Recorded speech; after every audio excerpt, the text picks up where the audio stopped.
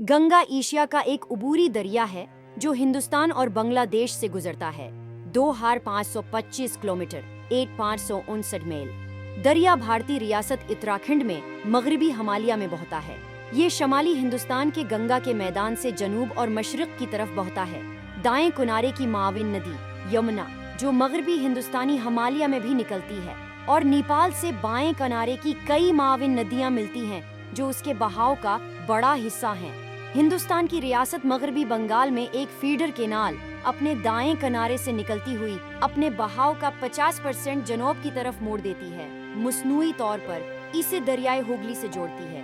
गंगा बांग्लादेश में जारी है, उसका नाम बदलकर पद्मा हो गया है। उसके बाद ये जमुना, ब्रह्मपुत्रा की निचली नदी और आखिरकार मेघना से मिल जाती है, जो गंगा के डेल्टा का बड़ा मेहरा बनती है और खलीज बंगाल में जा गिरती है।